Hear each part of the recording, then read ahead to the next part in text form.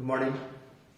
हम लोग मानव भूगोल के अंतर्गत मानव की प्रारंभिक व्यवसाय या आर्थिक गतिविधियों के बारे में अध्ययन कर रहे थे। मानव की प्रारंभिक आर्थिक गतिविधियों में हम लोगों ने आखेट के बारे में और भोजन एकत्रीकरण के बारे में विस्तार पूर्वक अध्ययन किया था।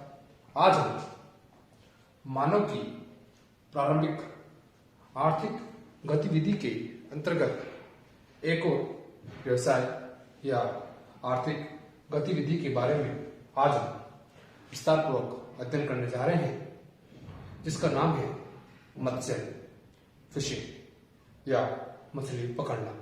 तो आज का टॉपिक है मानव की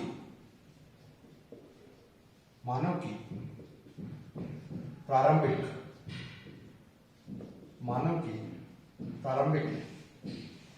आर्थिक गतिविधियां। मानव की प्रारंभिक आर्थिक गतिविधियों के अंतर्गत आज हम पढ़ेंगे मत्स्य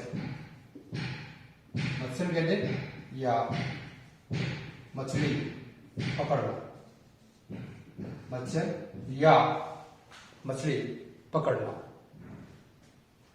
आरंभिक समय की बात करें तो मत्स्य या मछली पकड़ना भी एक प्राथमिक व्यवसाय में शामिल किया जाता था और मछलियों को यानी कि फिशिंग को या मछली पकड़ना या मत्स्य को विश्व की भोजन फैक्ट्री के रूप में भी इसे संबोधित करते हैं। इसे कहते हैं विश्व की भोजन फैक्ट्री के रूप में भी इसे संबोधित किया जा सकता है। प्रश्न आ जाता है आपका कि विश्व की भोजन फैक्ट्रियों के अंतर्गत किसको शामिल करते हैं, तो अपना आंसर हो जाएगा मत्स्य या मछलियों को मुख्य रूप से विश्व की भोजन फैक्ट्री में शामिल करते हैं या उसकी उपमान करते हैं। आगे बात करते हैं हम लोग कि मत्स्य में या मछली पकड़ना या मछली पकड़ने का जो कार्य है हम लोग किन किन विधियों के माध्यम से कर सकते हैं। तो टॉपिक होगा विधि कि मत्स्य या मछली पकड़ने का जो कार्य है किन किन विधियों के माध्यम से किया जाता है। सिंपल सी बात है। सबसे पहला कांटे के द्वारा या जाल फेंककर, कांटे या जाल फेंककर मछली पकड़ी जा सकती है और यह कार्य नदियों, तालाबों और झीलों में होता है। दूसरी बात करते हैं हम तो फंदे के द्वारा। फंदे के माध्यम से भी मछली पकड़ने का कार्य किया जाता है। फंदा डाल देते हैं, मछली उसमें आ जाती है। तीसरी बात करते हैं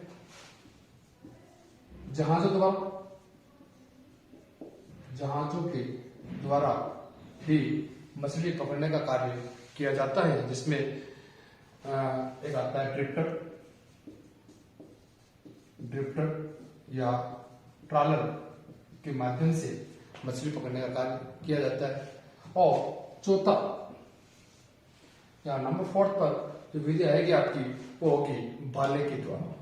अपन ने एक जनजाति के बारे में विस्तार रूप से अध्ययन किया था, याद आ रहा होगा आपने, एस्किमो जनजाति के बारे में याद किया था कि एस्किमो जनजाति में एक यंत्र बताया था मैंने, याद आ रहा हो, हार्पून एक बालेनुमा हथियार था। इसके माध्यम से वह मछली का आखेट करता था। कौन? एस्किमो जनजाति। तो ये थी आपकी कि मछली पकड़ने की कौन कौन सी विधियां हैं। कांटे और जाल के माध्यम से, फंदे के माध्यम से और जहाजों के द्वारा ड्रिफ्टर और ट्रॉलर के माध्यम से मछलियों को पकड़ने का कार्य करते हैं। और भाले के द्वारा जो प्राचीन जनजातियां हैं वह, क्योंकि उनके पास में आधुनिक यंत्रों की या उनका अभाव था, इस कारण से जो उनके पास में उपलब्ध भाले या जो भी छोटे मोटे यंत्र होते हैं उनके द्वारा ही वह मछलियों का शिकार या आखेट करते थे। अगली बात करते हैं मानव की जो आर्थिक गतिविधि मत्स्य में कि इनके जो मछली पकड़ने के जो प्रमुख क्षेत्र हैं वो कौन कौन से हैं? मछली पकड़ने के क्षेत्र, कि मछली पकड़ने के क्षेत्रों को हम मुख्य रूप से दो भागों में विभाजित करते हैं। कितने भाग बांटते हैं? दो भागों में। एक तो बात करेंगे प्रधान क्षेत्र या मुख्य क्षेत्र, और दूसरी बात करेंगे गौण क्षेत्र, जिसमें मछलियां कम मात्रा में पकड़ी जाती है।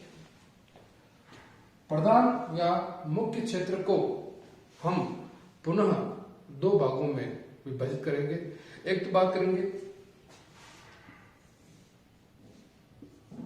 स्वच्छ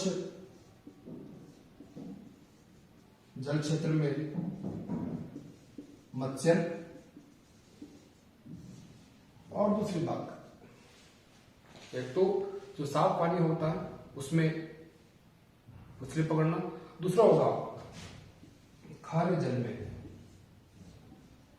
खारे जल में मत्स्य। इनके परसेंटेज की हम बात करें कि स्वच्छ जल में कितने परसेंट मछलियां का उत्पादन करते हैं या पकड़ते हैं, तो लगभग 17% स्वच्छ पानी में मछलियां पकड़ते हैं, और बाकी तो बचा आपका लगभग 83% इन क्षेत्रों में जो खारे जल का जो पानी होता है या समुद्र है या झील है, उन क्षेत्र हैं उनमें मछलियों को पकड़ने का कार्य करते हैं लगभग 83%।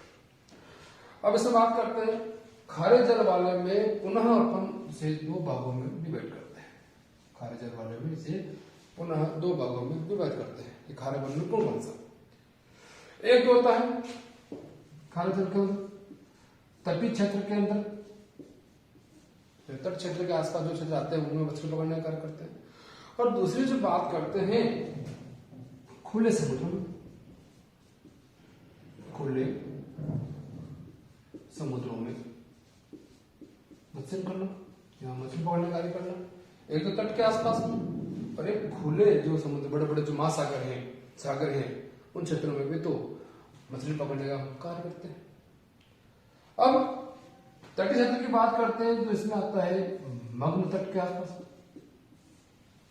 जितने भी तटीय क्षेत्र हैं, उनका जो मग्न तट क्षेत्र है उस क्षेत्र को हम किसमें शामिल करेंगे? तटीय क्षेत्र के अंदर शामिल करेंगे हम लोग।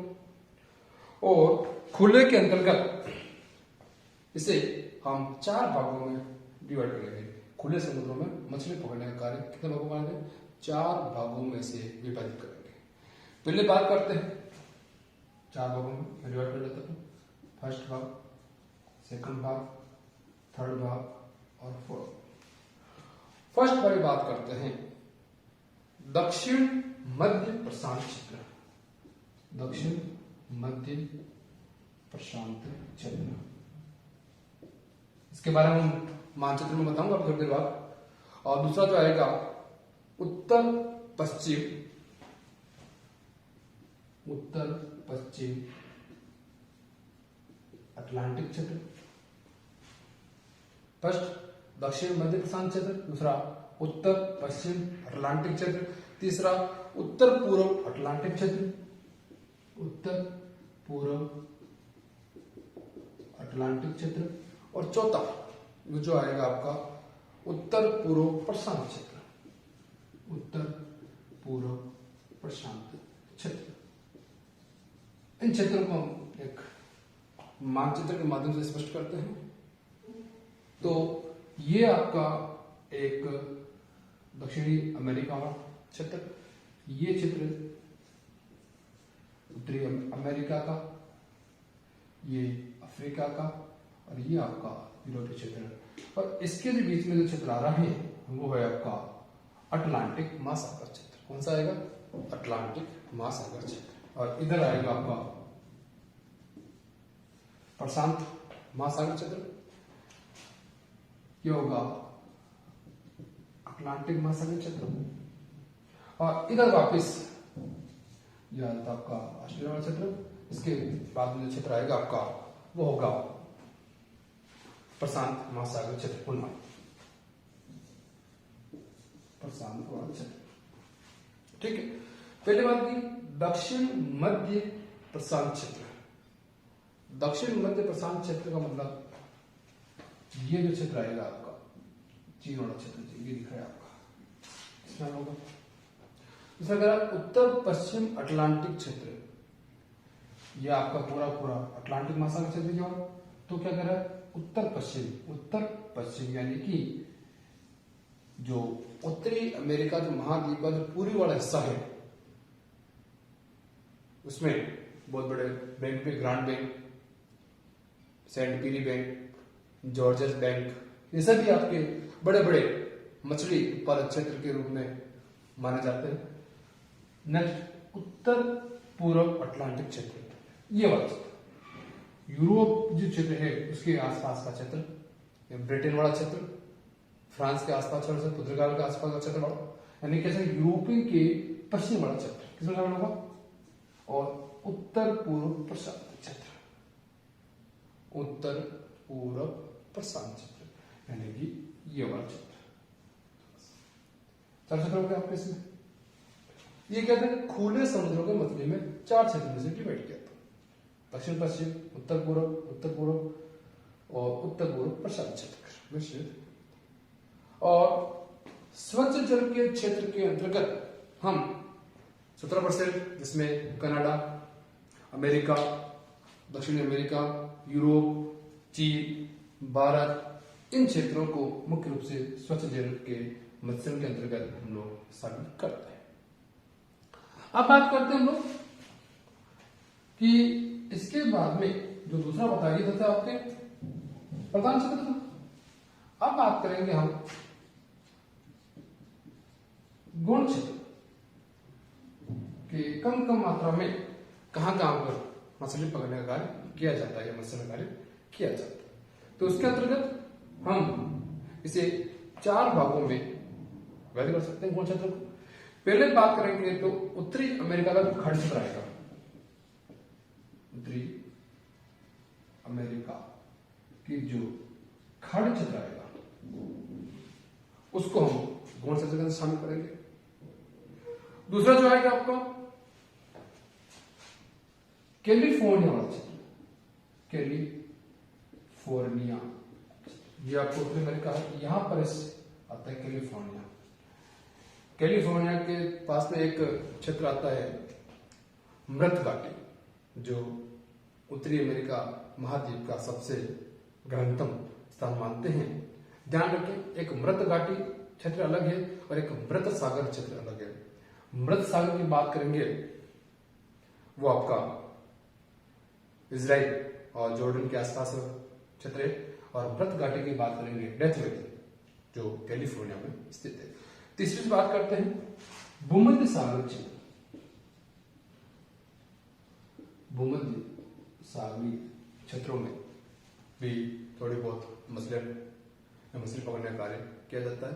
और चौथा जाएगा ये अपने भारत के आसपास बंगाली खाड़ी वाला क्षेत्र, अरब सागरीय वाला क्षेत्र या बिस्के की खाड़ी वाला क्षेत्र।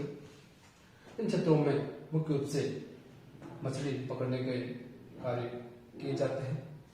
इन क्षेत्रों में कुछ मछलियों के नाम लगा अपन मुलेट, आस्टर, स्पैट, एल, सार्डाइन और टूना, पिनकार्ड, ये सब एक प्रकार के मछलियों के प्रकार हैं। यह था आज का जो टॉपिक था, मानव की प्रारंभिक आर्थिक गतिविधियों के अंतर्गत हम लोगों ने आज मछली पकड़ने या मछली या मत्स्य के बारे में अध्ययन किया था। एक कभी का सिंपल सा कभी क्वेश्चन पूछ लेगा आपसे कि जो मत्स्य हैं या मछली की खेती है उसे हम किस नाम से संबोधित करते हैं, थोड़ा सा ध्यान दें आप, जाता है उसे हम पीसीकल्चर के रूप में से संबोधित करते हैं। यह था टॉपिक आज का। Thank you.